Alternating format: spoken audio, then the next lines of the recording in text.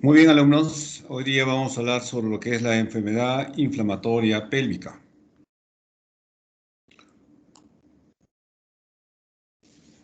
Bien, la definición de la enfermedad inflamatoria pélvica, podemos decir que esta entidad es un síndrome o síndrome clínico caracterizado por la infección del tracto genital superior que se produce casi siempre por vía ascendente desde el cuello uterino. También podemos definirla como una infección aguda o subaguda, crónica o recurrente que compromete la parte genital superior de la mujer como el endometrio, las trompas uterinas y el peritoneo pélvico. Es una entidad frecuente, principalmente en la edad reproductiva, y son producidos generalmente por gérmenes de transmisión sexual. En cuanto a la epidemiología de la enfermedad inflamatoria pélvica es difícil de determinar. ¿Por qué? Por el amplio espectro de presentaciones clínicas que a menudo son subdiagnosticadas o simplemente porque pasan desapercibido. Por ejemplo, una infección por clamidia trachomatis, la mujer nunca siente manifestaciones. Se hace más bien un diagnóstico retrospectivo cuando la paciente por esta infección se compromete seriamente la permeabilidad tubaria por el problema inflamatorio. O sea, muchas de estas enfermedades son asintomáticas o son muy leves. La incidencia y prevalencia de la enfermedad inflamatoria pélvica, como ya hemos dicho, es poco conocida, pues no se trata de una enfermedad de declaración obligatoria y además en muchas ocasiones no se diagnostica con exactitud mediante el cuadro clínico o exámenes laboratoriales. El método diagnóstico más exacto es la laparoscopía, pero también sabemos que la laparoscopía no es una operación de rutina, por constituir un método invasivo, por el costo, por una serie de situaciones. En cuanto a la microbiología, en la enfermedad inflamatoria pélvica, los microorganismos ascienden a través de la vagina, del cuello uterino, hasta el endometrio. Llegan a las trompas de falopio y estructuras adyacentes al pabellón. Los gérmenes más frecuentes pues, son la clamidia trachomatis, la Neisseria gonorrhoeae, juntamente con la flora aeróbica y anaeróbica de vagina. Sin embargo, no se encuentra ninguno de estos dos gérmenes en un 25 a 50% de los casos de enfermedad inflamatoria pélvica, con cultivos adecuados. Se ha estimado asimismo que entre el 10 al 40% de mujeres con cervicitis clamidiásica desarrollarán una enfermedad inflamatoria clínica, mientras que solo el 10 al 19% de mujeres con gonococo cervical tendrán la enfermedad. De modo como ustedes ven, entonces, no hay una correlación exacta. Esto tendrá que ver mucho con la inmunidad de cada paciente.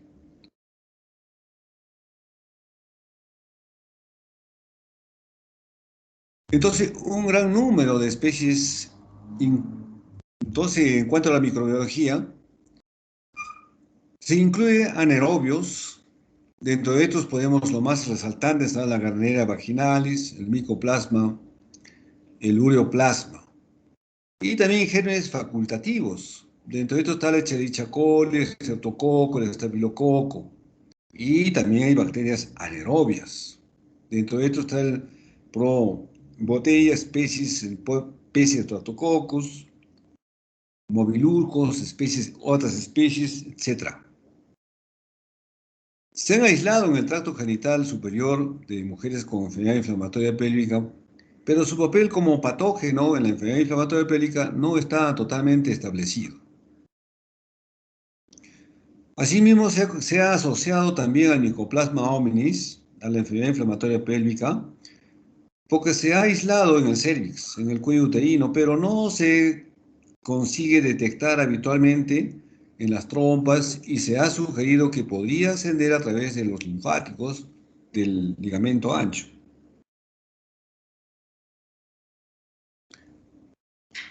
También decimos pues, que algunos gérmenes endógenos que se encuentran en la vagina, como el actinomyces, el campylobacter y el clostridio, están implicados muy raramente en la enfermedad inflamatoria pélvica. Pero lo que se puede decir es que el absceso tubovárico, complicación grave de la enfermedad inflamatoria pélvica con una alta tasa de mortalidad, es típicamente polimicrobiano, con un progresivo paso de germen facultativos a bacterias anaeróbicas a medida que progresa la enfermedad.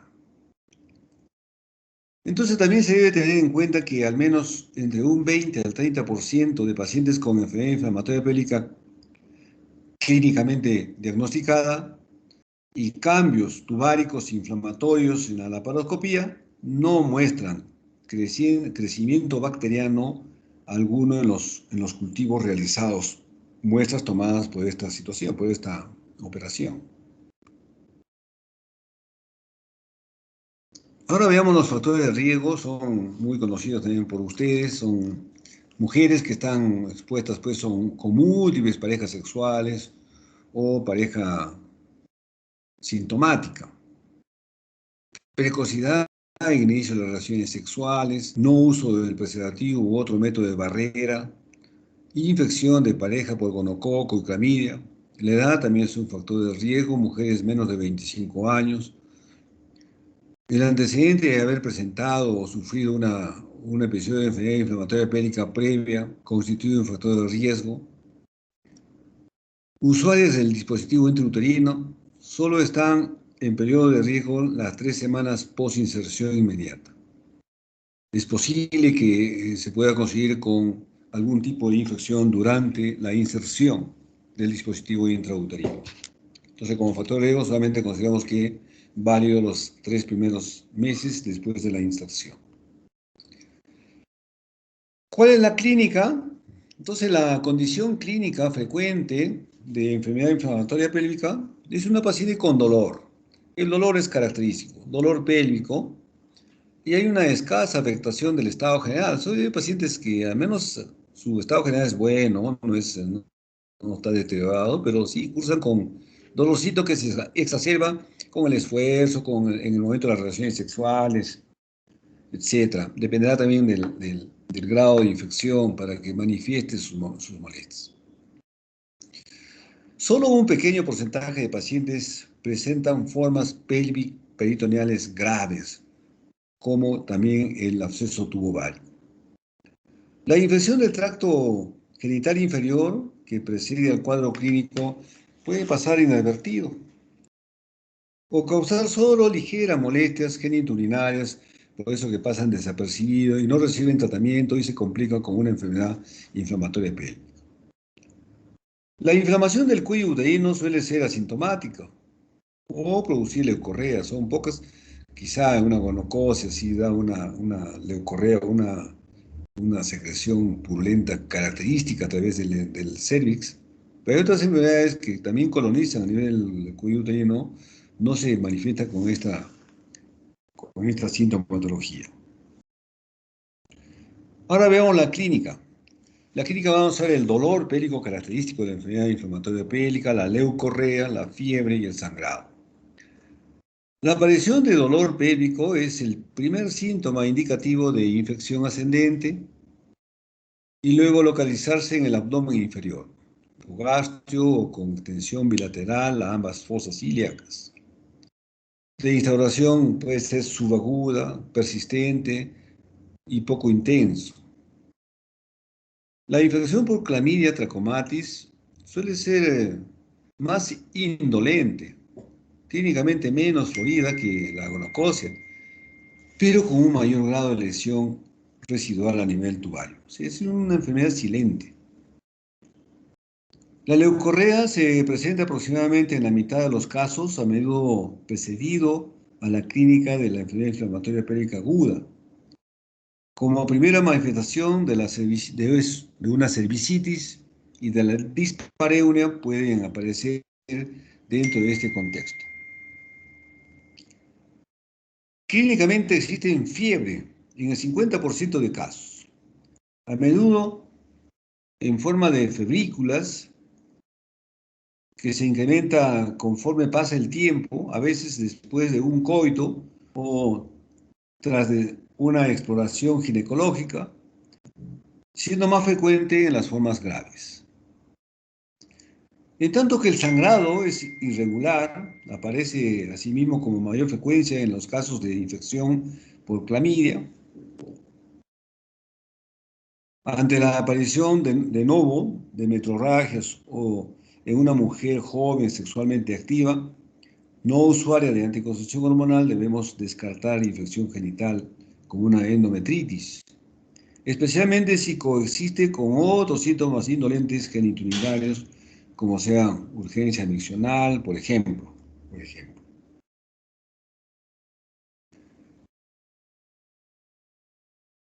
El síndrome de perihepatitis o síndrome de Fish-Gurner-Curtis sí es característico. La perihepatitis asociada a una enfermedad inflamatoria pélvica fue descrita hace mucho tiempo y consiste en la presencia de dolor agudo en el hipocondrio derecho asociado a salpingitis. Normalmente los síntomas de la enfermedad van precedidos por el inicio de la enfermedad inflamatoria pélvica, pero también pueden presentarse antes de que los signos de la infección genital sean aparentes. Por ello, el diagnóstico diferencial con la colicitis aguda o la pleuritis puede ser difícil en estos casos de la hepatitis como complicación de la enfermedad inflamatoria pélvica. Clínicamente se producen adherencias en cuerdas de violín. Es así, vemos en la laparoscopía, que ahorita vamos a pasar un diagrama, una fotografía, entre la superficie hepática y la pared abdominal y bases diafragmáticas, cuyo diagnóstico puede hacerse durante la laparoscopía. Por ello se recomienda la visualización de toda la cavidad abdominal en caso de enfermedad inflamatoria pélvica, los espacios parietocólicos, el hígado, tratando de buscar la signología que nos haga o nos confirme el diagnóstico de una enfermedad inflamatoria pélvica y directamente el agente etiológico. Aunque inicialmente se asoció este síndrome a la infección gonocócica, en estos momentos existe evidencia de que es una forma clínica que puede presentarse en la enfermedad inflamatoria pélvica asociada a clamidia trachomatis. Aunque desconocemos el mecanismo de diseminación de los gérmenes hasta la superficie hepática, podría producirse por continuidad o a través de las vías linfáticas o hemáticas. Estos son, fíjese, son unas cuerdas de violín características. Entonces son imágenes vistas por la paroscopía. Entonces esto es secundaria o en relación a una enfermedad inflamatoria pélvica crónica. El diagnóstico, la exploración. Mediante la especuloscopía valoremos la vagina y el cérvix, objetivando signos de inflamación, presencia de flujo fleucorrea y en ocasiones salida de exudado por el orificio cervical externo. Procedimiento en este momento a tomar muestra endocervical y vaginal para realizar tinción de Gram, frotis en fresco y cultivos microbiológicos para determinar el agente etiológico. La exploración combinada abdomino-vaginal puede provocar dolor a la movilización del cérvix o del cuello uterino y a la presión del Douglas, aunque en ocasiones no obtendremos información de la exploración debido a la defensa muscular que puede ofrecer la paciente por el dolor que refiere a esta zona. La palpación de los anexos es dolorosa y se puede palpar engrosamientos fijos y muy sensibles a la presión ejercida sobre ellos. En los casos en que el proceso haya evolucionado hacia el absceso tubovárico, será posible delimitar en uno o ambas fosas anexiales una tumoración irregular, mal definida, próxima al útero, dolorosa y totalmente fija. Hay criterios diagnósticos, según la CDC de Atlanta en el año 2002, para ayudar al diagnóstico de diferencial y son todos los criterios mayores y al menos un criterio menor. Tiene un valor predictivo entre 65 y 90%. Ahora, ¿cuáles son esos criterios mayores? Entonces, para el diagnóstico debe ser todos los criterios mayores. Los criterios mayores son dos: dolor abdominal en el bajo vientre, dolor uterino o anexial, dolor a la movilización cervical durante el examen pélvico. Son los tres criterios mayores. Más uno, cualquiera de los criterios menores. Criterios adicionales para aumentar la especificidad. Puede ser leucorrea normal, leucorrea vaginal, leucorrea cervical, fiebre superior a 38 grados, analítica alterada, entonces hemograma con desviación izquierda, la velocidad de segmentación y la PCR aumentados, todas esas características laboratoriamente.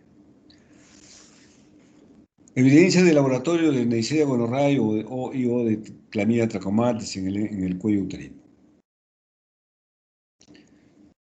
La laparoscopía, habíamos dicho que nos hace el diagnóstico, nos puede clasificar el grado de enfermedad y también en unos casos puede dar un tratamiento, en el caso de que haya un absceso tumovárico, una salpingita, etc. Un piosarping, nos ha ido mucho la laparoscopía. Entonces, por la laparoscopía, la enfermedad inflamatoria pélvica puede ser leve, moderada y severo. Leve cuando hay eritema, edema en las trompas, se ven rojas, poco edematizadas y se mueve libremente. No hay exudado purulento, pero se moviliza libremente. En la moderada, en tanto, sigue el eritema, sigue el edema, pero hay adherencias marcadas, hay material purulento, evidente que no había en la anterior. Entonces no hay movimiento libre de las trompas, las fibras pueden no ser evidentes, o sea que hay cierto fijamiento por el proceso inflamatorio. Y en el severo, la presencia de piosalving o un absceso tubovárico. ¿Cuál es la clasificación del estadio clínico? Los estadios de la enfermedad inflamatoria pélvica aguda tiene 4 estadios, o no, 6 estadios, ¿no? Pero con subgrupos. El estadio 1 es una salpingitis aguda sin peritonitis. El estadio 2, una salpingitis aguda con peritonitis. Y el estadio 3, A3, salpingitis con formaciones de masa tubovárica. El 3 puede ver, además, puede ser tipo A y tipo B. En la A, salpingitis con formaciones de plastón anexial y en la B, salpingitis con absceso tubovárico no roto. Y en el estadio 4, pues cuando hay una rotura del absceso tubovárico con una alta tasa de mortalidad. Métodos de diagnóstico, la ecografía. La ecografía transvaginal es una exploración fundamentalmente en pacientes que consultan por dolor pélvico agudo. En una paciente con sospecha de enfermedad inflamatoria pélvica, la ecografía es necesaria para realizar el diagnóstico diferencial de una masa pélvica. Puede ser absceso tubovárico, embarazo ectópico, quiste anexiales, etc.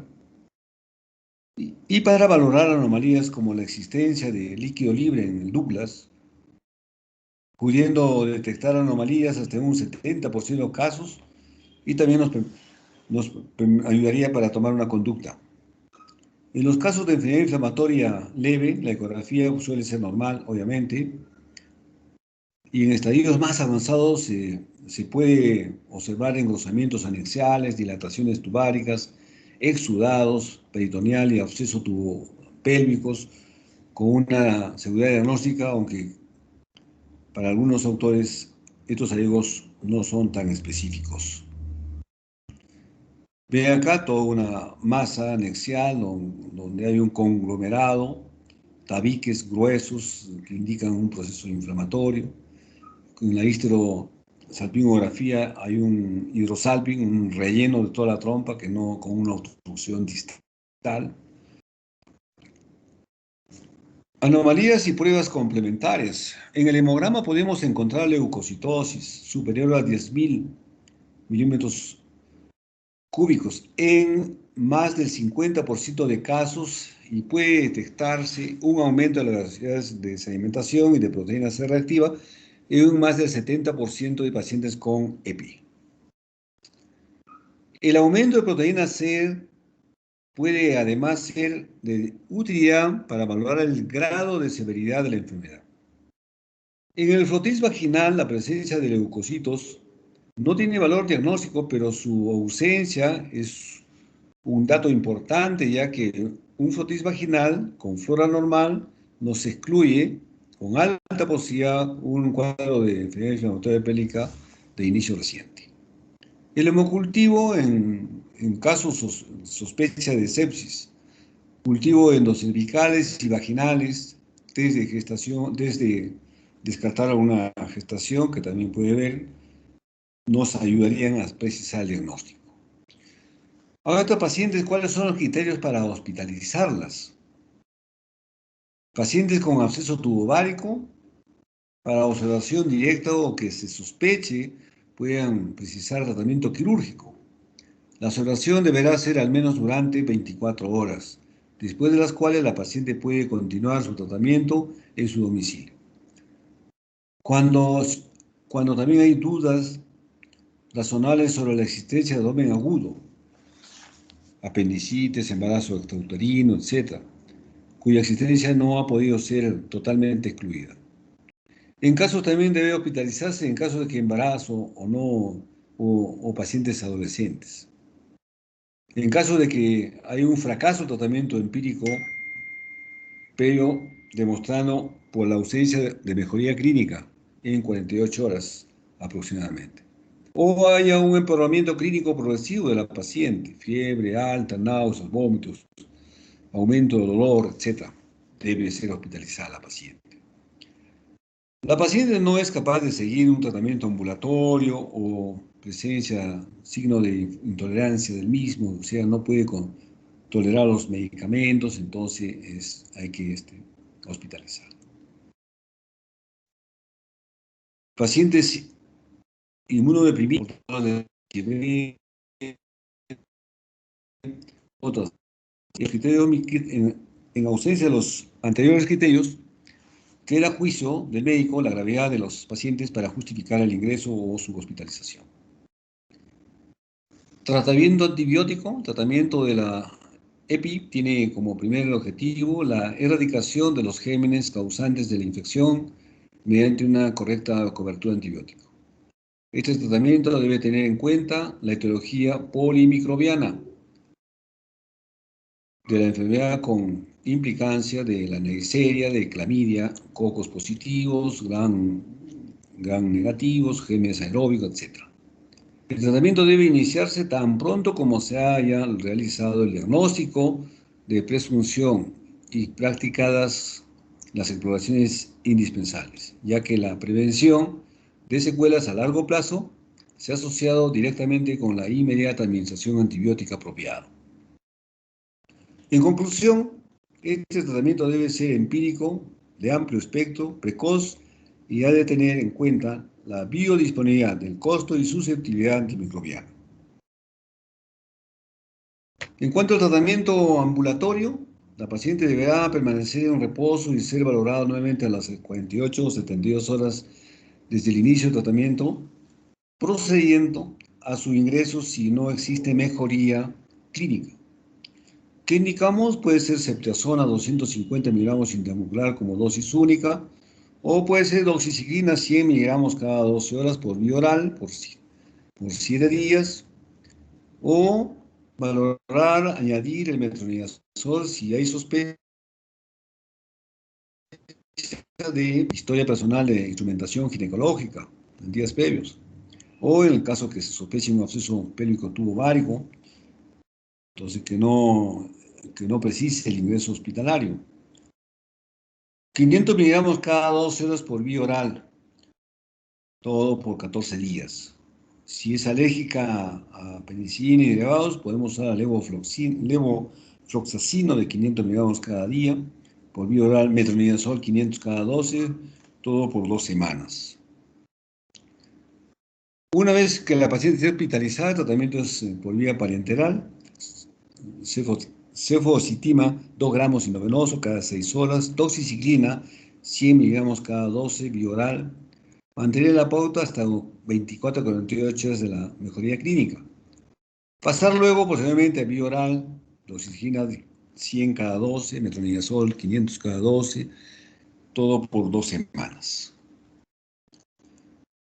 Entonces, la segunda elección, en casos de que la paciente sea alérgica a la penicilina, tenemos la clindamicina, 900 gramos endovenoso cada 8 horas, gentamicina, endovenoso 2 miligramos por kilo de peso, dosis de carga y de ataque. Esto equivale, si una paciente de 80 kilos, por ejemplo, a dosis más recomendadas 240 miligramos cada 24 horas, u 80 cada 8, que es más o menos igual. Si no hay mejoría, añadir ampicilina 2 gramos endovenoso cada 6. Pasar posteriormente a la vía oral. Clindamicina puede ser 450 cada 8, comprimido de 300 o 250, hasta completar 2 semanas de tratamiento.